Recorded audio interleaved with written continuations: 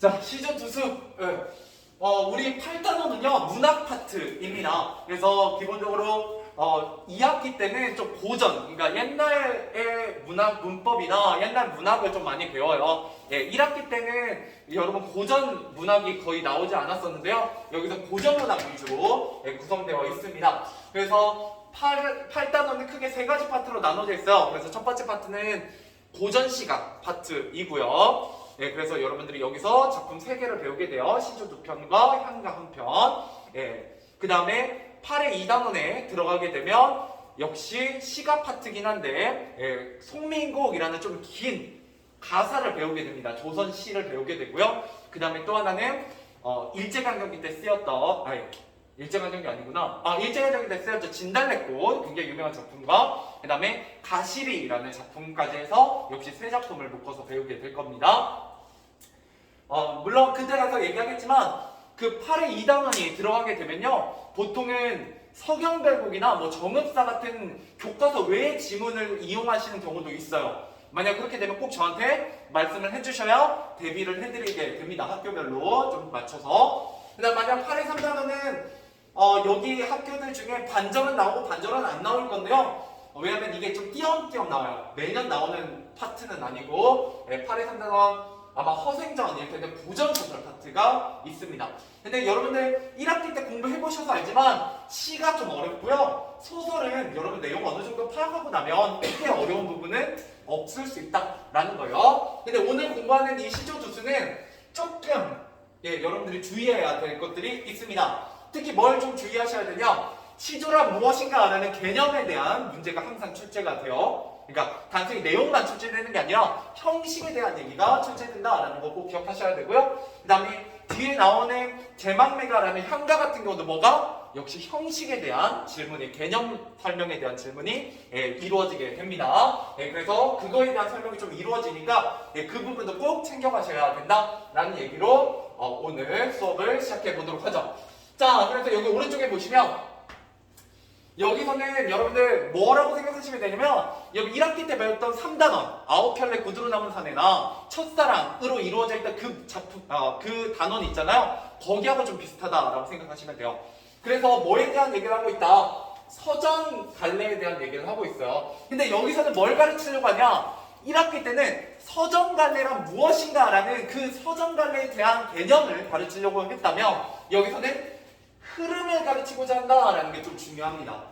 그러니까 흐름이라는 건 뭐냐? 시간의 흐름에 따라서 우리나라의 서정 문학이 어떻게 발전해 왔는지 그 순서에 따라서 개념어, 그러니까 여기 나오는 원시 종합예술, 개인적 서정요, 향가, 한시, 고려가요, 시조, 가사, 자유시라는 다양한 개념어들이 나오죠? 이 개념어를 시간의 흐름에 따라 배열할 수 있어야 되고요. 각 개념어의 형식상 특징도 여러분들이 기본적으로 알고 계셔야 됩니다.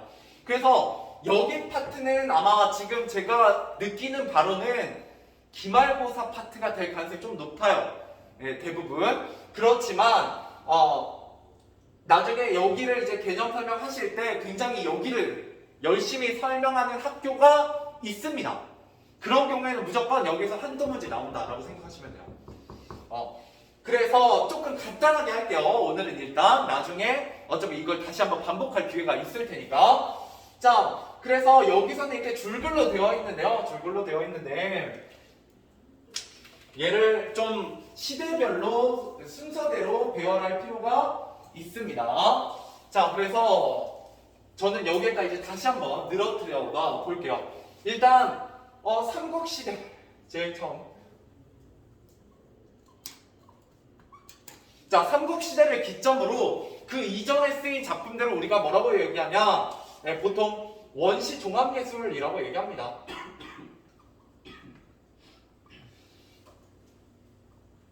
물론 원시 종합예술이다라고 얘기하게 되면 여러분들 벽화나 아니면은 그냥 말 그대로 다 같이 모여서 추는 춤, 노래 이럴 때 불렸던 노래들이 일종의 시다라고 보는 거거든요. 그래서 특별히 남아있는 작품들은 없어요. 그러니까 여러분들한테 좀 예를 들면 이런 거는 뭐가 되냐면 강강수월래 같은 거나 아니면 뭐가 있을까? 노동요 뭐 이런 것들로 전승되어 오는 그런 노래들이 원시종합 예술이다라고 생각하시면 됩니다. 근데 이 원시종합 예술 같은 경우는 뭐가 좀 특징이냐? 집단적 성격을 띈다라는 게 좀 특징이고요. 집단적 성격을 띈다. 그 다음에 주술적 성격을 띈다라는 게 특징입니다. 그래서 얘는 다른 말로 뭐라고도 하냐? 고대가요라고도 부르는 경우가 있어요. 그래서 학교에서 혹시 원시종합예술이랑 안 가르치고 고대가요라고 가르치면 그냥 비슷한 거다라고 생각하세요. 원래는 완전히 다른 건데 보통 둘 중에 하나만 가르치는 경우가 많으니까 이거 따라오시면 좋아요. 이거 엄청 간단하게 쓰는 겁니다. 알겠죠? 그 다음에 이 삼국시대에 뭐가 처음으로 이제 등장하게 되냐면 개인적 서정효가 처음으로 등장합니다. 개인적 서정효가 역시 여기까지 삼국시대요. 여기까지 삼국시대인데 등장하게 돼요. 그래서 여기서 이제 이걸로 이제 발달을 하는데요. 이 발달에 과도기적 과정이 있어요. 과도기. 그래서 고대가요, 집단적 주술적 성격을 띠기도 하고 개인적 서정효의 성격을 띠기도 하는 작품이 있는데요. 보통 그거는 뭐라고 부르냐? 황조가라고 부릅니다. 과도기. 과도기. 어떤 단계에서 다음 단계로 넘어가는 그 중간 과정이다 라는 뜻이에요. 너네 이제 배경지식 좀 있으니까 이런 말 해도 되겠지? 과도기적이다 라고 했을 때 대표적으로 여러분 좀 알고 있을 만한 게 역사 시간에 배우는 미륵사지 석탑 같은 거예요. 너무 어렵나? 미륵사지 석탑 같은 게 목탑의 모양을 띠고 있는 석탑이거든요. 그러니까 석탑인데 그 불국사 삼층 석탑처럼 지은 게 아니라 마치 목탑의 모양을 띠고 있어요. 그래서 그걸 과도기라고 합니다. 재료는 돌인데 형식은 목탑이요. 뭐 이런 것들. 아니면 분합사지. 됐습니다. 전탑 같은 것도 있나요? 그 다음 넘어갑시다. 그래서 이런 예시를 혹시나 많이 들어주시면 여러분들 좀 기억할 필요가 있어요. 이것도 하나만 할까? 물론 여기도 좀 많이 있는데 대표적으로 뭐 구지가 같은 거 얘기하시는 경우가 있습니다. 거부가 머리를 내놓아라. 머리를 내놓지 않으면 구워 삶아 먹으리. 뭐 이런 노래예요. 여러분들 뭐랑 되게 비슷하냐면 두꺼가 헌집 줄게 새집 다오 뭐 이런 노래랑 좀 비슷하죠? 실제로 여기서 나온 노래고요. 그것도 어때요? 여러분들 주술적 성격을 띠고 있어요. 말의 힘을 빌어서 뭔가 소원을 비는 그런 느낌이 있다라고 기억하시면 됩니다. 자, 그러면 개인적 서정효보다 개인의 어떤 이별이나 슬픔, 기쁨과 같은 감정을 담고 있는 시다라고 생각하시면 돼요. 됐죠? 그 다음에 고대가요 하나만 더 해봅시다. 보통 잘 나오는 거 공무도화가. 얘는 빼먹으면 안 되거든요. 공무도화가 같은 경우도 여러분들이 아주 잘 알고 있습니다. 이렇게 말하면 알 거예요. 니마 그 강을 건너지 마오 라는 구절로 굉장히 유명하죠. 그죠? 그 영화의 제목이 바로 이 공무도화가라는 작품에서 따온 거예요. 자, 아무튼 넘어가고요.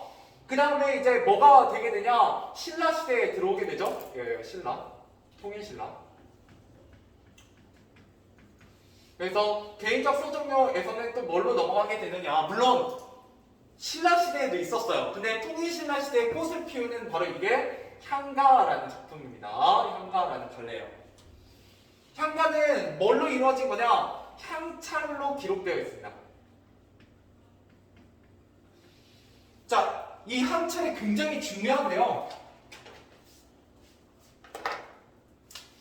향찰은 좀 이따 뒤에서 설명해 드리도록 할게요. 뒤에서. 알겠죠? 그래서 이제 신라 시대를 대표하는 작품 향가다 이렇게 생각하시면 되고, 그다음에 신라 다음에 이제 무슨 시대가 와요? 고려 시대가 오죠? 고려 시대가 되면 우리가 고려가요 혹은 고려 소교라고 부르는 작품이 등장하게 되고요. 이때 고려가요와 고려 소교는 주 향유 계층이 평민이에요. 어떤 평민들의 진솔한 감정 같은 게 담겨 있습니다. 그리고 여기에다 이제 플러스 뭐가 되냐? 궁중음악으로 편입되어 있다.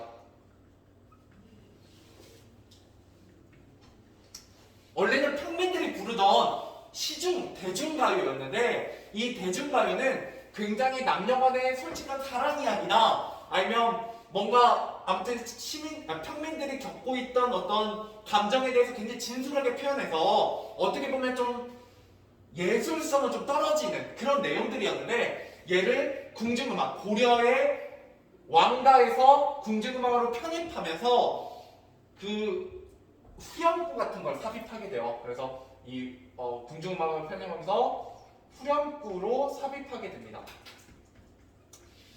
그래서 위지증과 태평성대 뭐 이런 후렴구를 삽입하게 되거든요. 근데 이 후렴구가 이 본문의 내용하고 어울리나 안 어울리나? 당연히 안 어울리겠죠? 그런 특징을 좀 지니고 있어요. 이것도 좀 이따 뒤에 나와요. 무슨 작품이? 가시리라는 작품이 나올 거거든요. 예, 그래서 이것도 좀 이따 살펴보도록 할게요. 이거 나오면 그때 고려가요 얘기를 좀 더 자세히 하도록 할게요. 됐죠? 그 다음에 또 하나만 더 가면 이제 이 중간에요 이제 조선이 되는데요. 이때 조선으로 오게 되면 원래 악장 막 이런 게 등장하는 경우가 있어요. 근데 선생님에 따라서 좀 자세히 가르치시는 분이 있고 자세히 안 가르치시는 분이 있거든요. 근데 일단은 뭐만 알면 되냐? 오늘은 어차피 제가 완전 자세하게 하고자 하는 건 아니니까 여기에는 일단 시조, 그죠? 그 다음에 시조가 좀 더 발전하면 가사, 우리가 배우는 가사가 됩니다. 그래서 오늘 배우는 게 바로 이거죠. 시조 두 편과 향가. 이런 거 배우게 돼요. 그랬을 때 시조는 대표적으로 어떤 특징을 지니고 되냐면요. 3음보를 좀 지니고 있어요. 음보는 내가 좀 이따 설명할게요. 시조 나오면. 그 다음에 보통 3에서 4 글자가 반복되는 음수율을 좀 가지고 있습니다. 그래서 얘를 좀 자세히 말하면 3, 4쪽 혹은 4, 4쪽 이렇게 두 개로 얘기를 하거든요. 3, 4쪽, 4, 4쪽 이런 특징을 좀 지니고 있다. 이렇게 보시면 돼요. 이거 말고도 조금 설명할 거 더 많이 있는데요. 일단 아주 간단하게만 할게요. 이러고 나면 이제 조선이 끝나면 뭐가 되겠어요? 개화기가 되겠죠? 그때부터 이제 가보개혁 이후로 쓰인 시를 우리가 뭐라고 한다? 자유시라고 불러요. 자유시는 기본적으로 현대시입니다. 그래서 이 다음부터 현대시 파트이니까 우리가 배워야 되는 건 이런 흐름이야. 그냥 흐름만 알고 계세요. 흐름만 알고 계시고 나중에 개념으로 공부해야 되는 건 뭐뭐다? 향가랑 시조, 가사, 거기에다 이제 근데 이러면 거의 다야. 고려가요 정도까지입니다. 고려가요는 그래도 별표 칠 필요까지는 없어요. 근데 시조랑 가사는 거의 똑같아요, 내용이. 왜냐면 시조가 나중에 길어진 게 가사거든요. 그래서 시조의 성격을 그대로 담고 있습니다. 그 다음에 나중에 얘기하겠지만 이 향가의 여러 가지 형식들이 시조로 계승돼요. 이거는 나중에 또 설명해 드릴게요. 조금 이따가. 알겠죠? 그리고 여러분들이 이 내용 오늘 시의 내용을 들어보시면 시 내용은 별거 없어요. 제가 시 내용 설명은 시조 같은 경우는 하나다가 5분 설명하면 끝나요. 내용은. 그러니까 내용에서 물어볼 게 별로 있다 없다?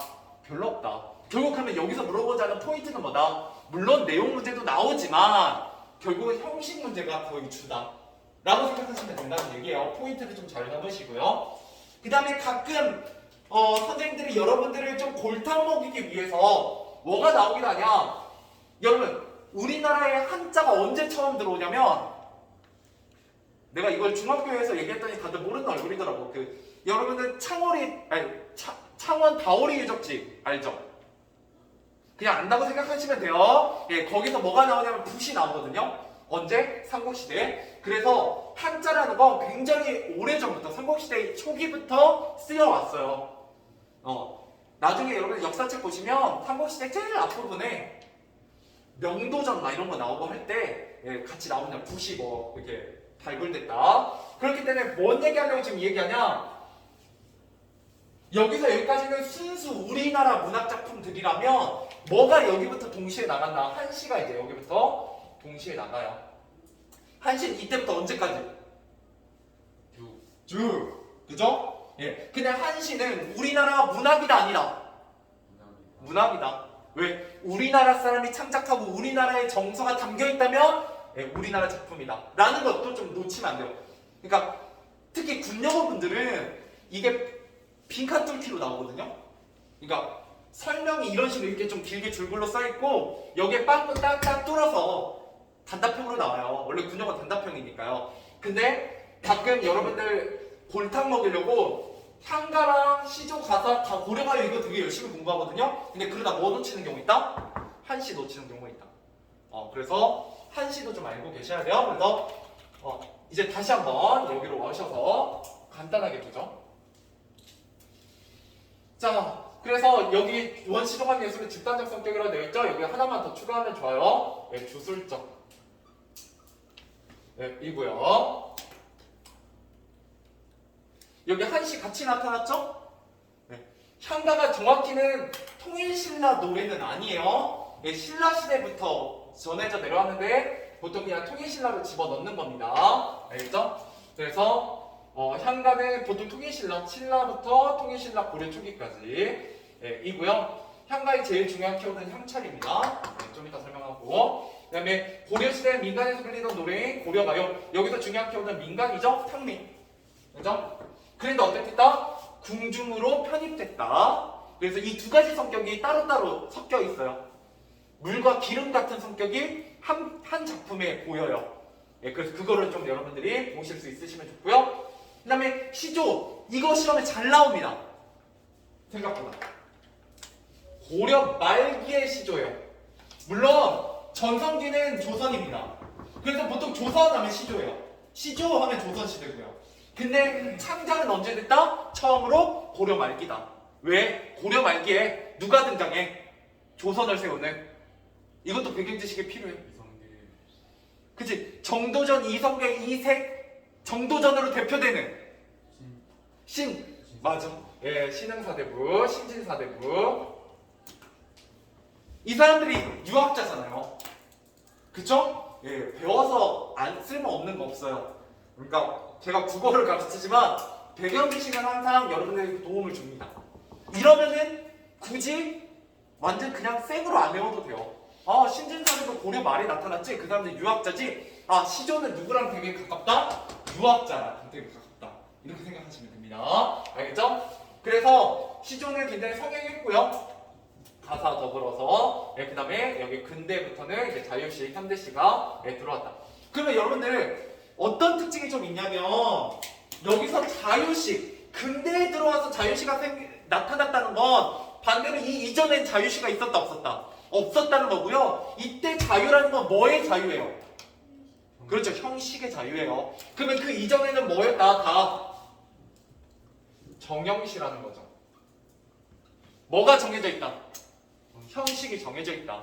그래서 제가 얘기했잖아요. 이 이전에 나온 고전 시간들은 뭘 물어보는 문제들이 잘 나온다? 이 개념어에 대한 형식을 물어보는 문제가 잘 나온다. 됐죠? 잘못하면 오늘 개념 설명하고 끝날 수도 있어요. 문제풀이는 얼마 못할 수 있습니다. 한 20분 정도만 할 수도 있어요. 미리 좀 언급해드리고요. 자, 그래서 일단은 좀 해보죠, 여러분. 제가 아까 여기에 빨간색으로 향가는 시조로 계승된다 라고 했죠? 그럼 이 둘 사이에 뭐가 있다는 거예요? 계승으로 볼 수 있을 만한 연결고리, 공통점이 있다는 얘기죠. 뭐에서? 형식에서. 자, 그 얘기가 나와 있습니다. 그래서 이거는 거의 한 문제 항상 나온다고 생각하시면 돼요. 그러니까 꼭 이게 단독 문제가 아니더라도 보기에라도 꼭 나옵니다. 자, 읽어볼게요. 자, 여기부터 19층 향가. 이건 이제 좀 이따 설명할게요. 19층 향가는 자, 몇 단 구성? 3단 구성. 3단 구성. 이게 우리나라 작품의 제일 큰 특징입니다. 우리나라 사람들 숫자 몇을 사랑했다? 3. 예, 3 되게 좋아해요. 왜냐면 아까 안 썼지만 한시 같은 경우는 한시 같은 경우는 아까 한시 여기에 써놨었잖아요. 여기 위치쯤에. 한시 같은 경우는 몇 단 구성이다? 얘는 4단 구성이거든요. 그래서 중국의 형식은 4단이에요. 기, 승, 전, 결. 근데 우리나라 작품은 3단 구성이야. 기, 서, 결이라고 부릅니다. 자, 그래서 시조도 어때요? 여러분 시조 알고는 있잖아요. 뭐 외우고 있는 건 없지만 기본적으로 시조 몇 줄로 되어 있어요?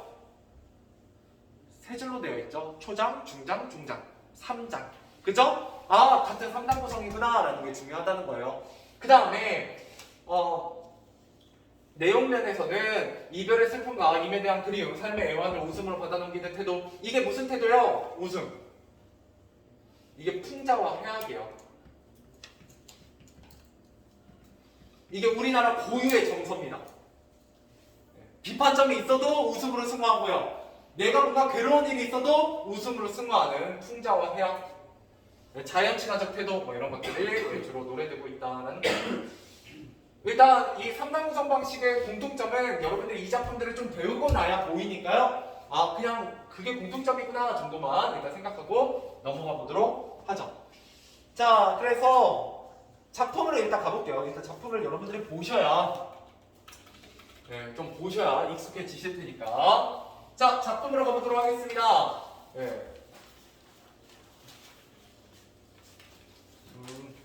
개인적으로 작품은 평가문제집을 보는 걸 추천드려요.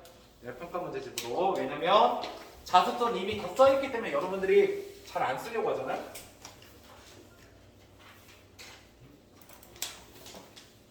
평가문제집에 좀 쓰면서 그래도 여러분들이 직접 써보는 거랑 그냥 눈으로 읽는 거랑은 좀 천지 차이이기 때문에 좀 써보도록 할게요. 여러분 100페이지입니다. 평가문제집.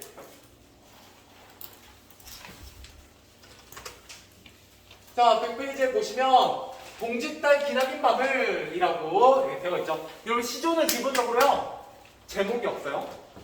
그냥 첫 줄입니다. 제목이 첫 줄로 되어 있어요. 자, 그러면 여기서 뭘 공부할 거냐? 자, 밤이라는 추상적 개념의 구체적 형상화. 여러분들 이 시조에서 가장 잘 나오는 건 이겁니다.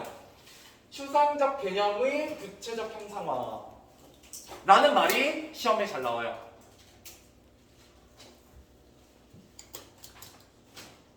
무슨 말이냐? 여러분 밤이라는 건 시간이죠? 시간이라는 건 굉장히 추상적인 관념이에요. 원래 시간이라는 건 존재하지 않아요. 실존하지 않는 거거든요. 근데 그걸 어떻게 하고 있어요? 동짓달이 기나긴 밤을 왜 길게 써요? 아, 물론 모르겠죠. 아직 안 배웠으니까. 이 시의 화자는 이별의 상황을 처해 있어요. 그래서 내 사랑하는 님이 내 곁에 없어. 근데 밤이 늦었어. 어때요? 센치해지죠? 밤에 잠은 안 와요. 그러면 그 밤은 짧아요? 길어요? 길죠. 여기까지 이해하셨죠? 그 긴 밤을 지내다 보니까 이 밤 너무 어떤 거예요? 님 없는 이 밤이 길기만 하고 싫잖아요. 그럼 이 밤을 툭 잘라서 그 밤의 한 허리를 베어내서 툭 잘라가지고 춘풍 봄바람 이불 아래 서리서리. 이것도 시험에 잘 나옵니다. 여러분 서리서리라는 건 뭐예요? 서리서리는 이렇게 말라 이런 모양을 나타내는 의태어입니다. 그래서 두 번째 시험으로 잘 나오는 거 여기 써있죠? 음성상징어. 음성상징어는 의성어와 의태어를 묶어서 음성상징어라고 합니다. 이거 언제 얘기했었어요? 첫사랑 때 했잖아요. 그죠?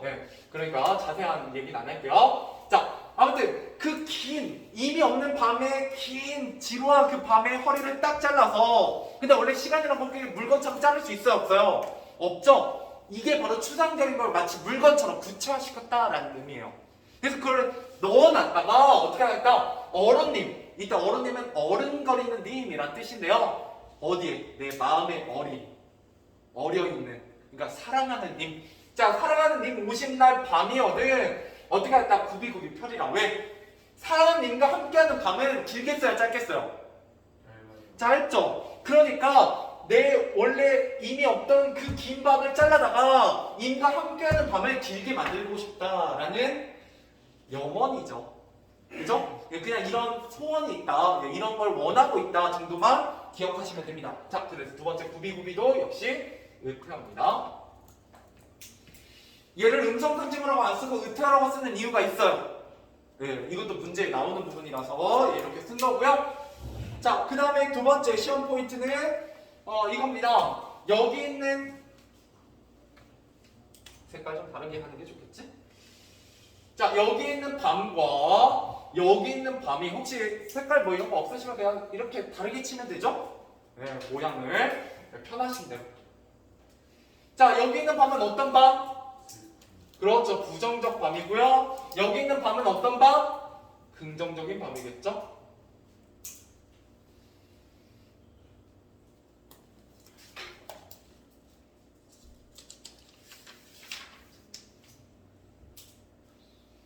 자, 그 다음에 조금만 더 해보면 어디가 그러냐, 어디가 추상적 개념의 구체적 형상하냐. 하늘이를 보여내요. 아유, 색깔 편집이구나. 네, 서리서리 넣었다가 뭐를, 그 밤을, 그죠? 그 다음에 그 밤을 구비구비 펴리라. 네, 그래서 이 네모가 바로 뭐다? 네, 추상적 개념의 구체적 형상화다 라는 거예요. 이러면 공부할 거 끝났습니다. 세 가지 포인트예요. 추상적 개념의 형상화, 밤의 대조, 그죠? 의태어. 그 다음에 내용만 아시면 되죠. 근데 이 시조의 가장 큰 힌트가 뭔지 아세요? 작자예요. 이 글의 작자 누구냐? 황진입니다. 우리나라 최고의 기생이라고 일컫는 황진이고요. 그 황진이는 뭘로 되게 유명하냐면 그 사랑 이야기로 되게 유명해요. 황진이는 그 누구도 사랑하지 않는 기생이었지만 오직 딱 한 사람만 사랑했거든요. 예, 그게 아마 서경덕일 거예요. 그래서 그 서경덕을 그리면서 부른 시조입니다.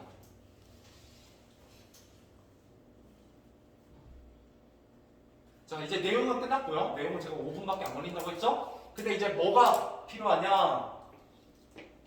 검색펜이 잘 안 나오니까 형식이 중요하죠? 형식을 좀 써보도록 할게요. 여러분 빈 곳에다 쓰시면 되고 위쪽에다 쓰시는 게 좀 더 편하시지 않을까 싶어요. 자, 우리 이거는 뭐라고 부르냐? 평시조라고 부릅니다. 평시조. 평시조. 자, 여러분 평시조라는 건 뭐냐? 일단 기본적으로 3자, 6구, 45자 내외로 구성되어 있는 정형식 이고요. 네, 외형유를 지닙니다.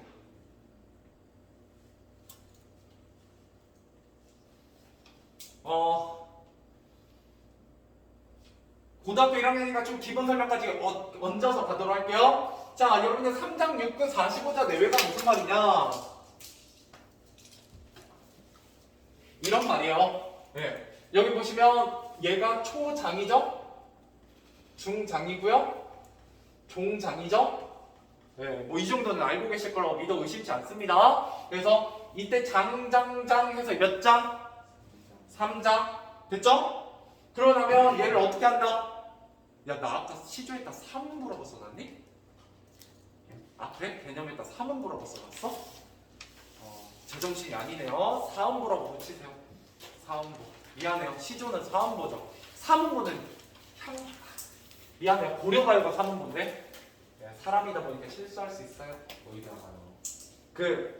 여기 시조 개념 설명했던 거 마지막 시조 밑에 내가 3음부 해놓고 뭐 세 글자에서 네 글자 글자수 뭐 이런 얘기 해놓고 했는데 다가 3음부가 아니고 4음부입니다. 네, 정말 미안해요. 네. 4음부. 3을 4로 고치세요. 3음부예요. 3. 미안합니다. 내가 이런 기본적인 실수를. 자, 그래서 여기 보시면 시조는 기본적으로 4음부예요. 4음부. 그래서 4음부를 읽으면 이렇게 되죠. 동짓달 기나긴 밤을 하늘이를 버여내어 이렇게 됩니다. 됐죠? 자, 그래서 한 줄에 추풍 니불 아래 서리서리 너였다가 어른님 이게 좀 그래요. 어른님 오시냐 밤이여든 구비구비 펴리라. 얘는 좀 안 맞긴 한데 이런 식으로 이제 사음도 나누고 나면 얘를 반절로 쭉 잘라요. 여기 이렇게 됐죠? 그러면 얘가 바로 이렇게 두 개 묶어서 1구입니다. 그럼 당연히 마지막 이렇게 묶으면 얘가 6구가 되겠죠? 세 줄이니까 한 줄에 2구씩 이해되시죠? 그래서 6구고요. 그리고 이 총 글자 수가 보통 45자를 넘어가지 않습니다. 그런 걸 지켜서 시조를 만들어요. 자, 그러니까 당연히 이 시조는 형식이 정해져 있다 보니까 시를 짓는 게 쉽다 어렵다? 어려워요. 그래서 기본적으로 이 시를 지은 향유계층은 누구다? 사대부들과 같은 양반들이었고요. 일부 누구도 있었다? 기생도 있었어요. 황진이나 아니면 개화 뭐 이런 사람들도 짓긴 했습니다. 그 얘기도 조금 뒤에다가 써드리도록 할게요. 일단 사음복이고요. 그 다음에 제가 여기에 따라서 뭐도 와야 된다? 3, 4조, 4, 4조 3, 4, 4조 음수율. 이때 음수율이라는 건 글자수 반복을 얘기합니다. 글자수 반복. 물론 잘 안 지켜져요. 잘 안 지켜져요. 한 5글자까지도 가기도 하고요. 3글자에서 보통 5글자 왔다 갔다 합니다. 얘는 그렇게 잘 지켜진 편은 아니라서 그냥 외우셔야 돼요. 얘는 조금 틀린 얘기는 아니고요. 그 다음에 보통은 평시조기 때문에 양반들이 많이 지었고요. 양반들이 짓다 보면 유교적인 어떤 덕목들, 뭐 충, 효, 의, 인, 뭐 이런 것들을 주로 얘기하게 돼요. 그런데 얘는 특이하게도 무슨 시기 때문에 얘는 특이하게도 기생시조이기 때문에 기생시조는 뭐에 대해서 무슨 주제를 가지고 있다? 남녀간의 사랑과 이별을 주제로 삼습니다. 그래서 얘는 일반적인 평시조랑 똑같다 그러면 형식이나 여러 가지 면에서는 거의 똑같은데 뭐가 다르다? 주제가 좀 다르다. 이런 주제는 양반들이 쓴다 안 쓴다? 절대 안 쓴다라는 정도만 알고 계시면 됩니다.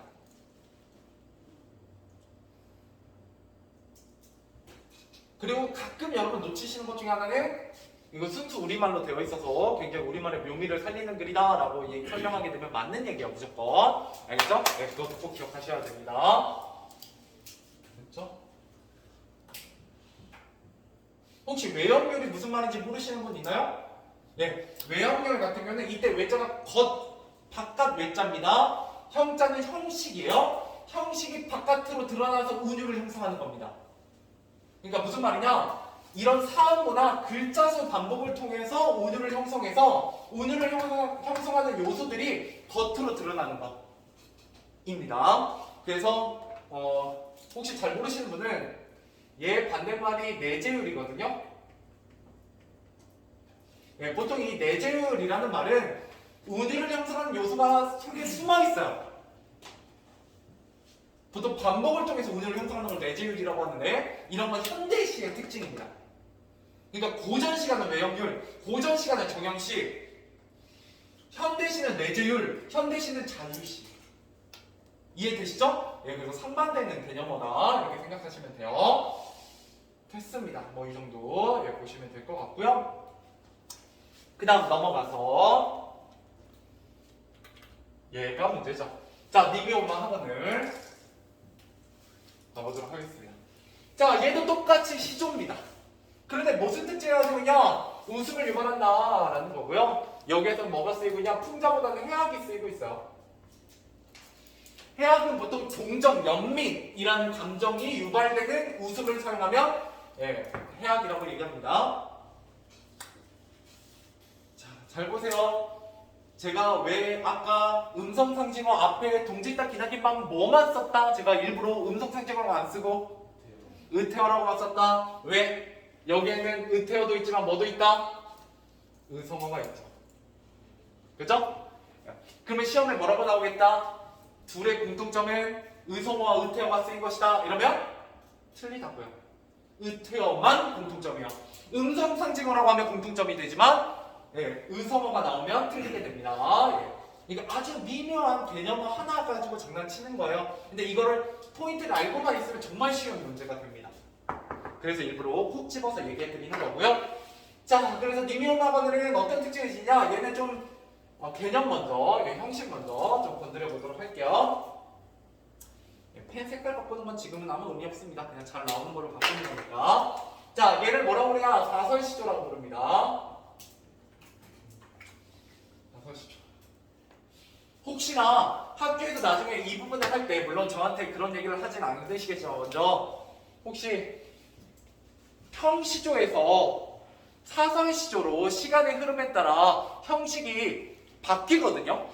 뭐 발전된다고 하긴 좀 그렇고 형식이 좀 파괴되는데 그 중간에 어시조라는 게 있어요, 원래. 근데 이거는 한 2, 3년에 한 번 나올까 말까 하거든요. 잘 안 알려주세요. 안 알려주면 물어보지 마시고 그냥 그런가 보다 하고 지나가시면 돼요. 알겠죠? 예, 괜히 공부할 거 하나 더 늘어나니까. 근데 혹시나 선생님이 너무 열정적이어서 학습지나 이런 데 어시조가 써있다 그러면 얘기해주세요. 왜? 보통 내려고 넣어놓는 경우가 좀 많아요. 뭘로? 단답형이나 아니면 어디 이렇게 조그맣게 보기 같은 데 활용하려고 알려주는 경우가 좀 많으니까요. 예, 이게 만약에 학교 선생님이 알려주면 저한테 얘기해주시면 조금 더 설명을 해드릴게요. 그때. 자, 사설시조입니다. 사설시조는 뭐 어떤 특징 가지냐? 아까 시조는 뭐 따로 시대를 안 썼는데요. 얘는 조선 후기예요. 네, 조선 후기에 좀 특징을 지니고요. 얘는 기본적으로 평시조를 베이스로 합니다. 바탕으로 하는데 어떤 특징이 있냐? 딱 봐도 어때요, 여러분? 앞에 있는 시조보다? 네, 그게 바로 사설시조의 가장 큰 특징입니다. 초장 또는 중장이 두 구 이상 길어진 형태입니다.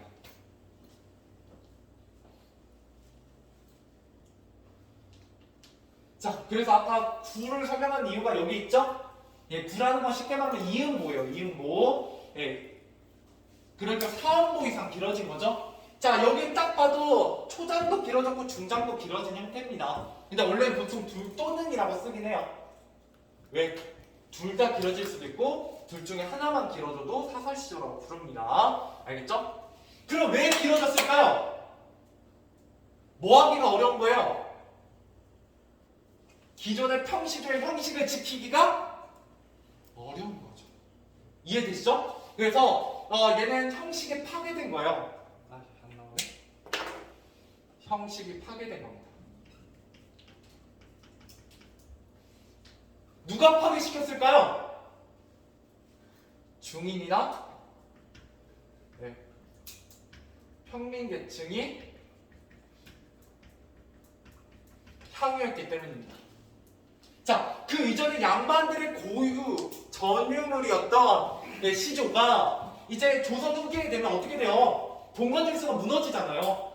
그죠? 그러면서 부자계층이 나오고요. 우리나라에도 상업이 싹트기 시작해요. 그러면서 이제 돈 좀 벌고 명예가 좀 생기고 나니까 뭐 하고 싶은 거예요? 문화생활을 좀 즐기고 싶은 거예요. 그래서 양반에 따라서 뭘 만들어 본 거예요? 시조를 불러본 거죠. 근데 기존의 시조는 만들기가 너무 어려웠어요. 그래서 어떻게 했다? 형식을 좀 파괴해서 좀 그럴듯하게 흉내내는 시조를 만들었다라는 거고요. 그러다 보니까 이 평민이나 중인계층이 만들다 보니까 이 주제가 어떻다? 주제가 굉장히 진솔하고 란 정서를 담거나 정서를 표출합니다. 진솔한 정서. 그러니까 평민들의 아주 솔직하고 진실된 어떤 정서를 표출하는 내용이 들어가 있다라는 거예요.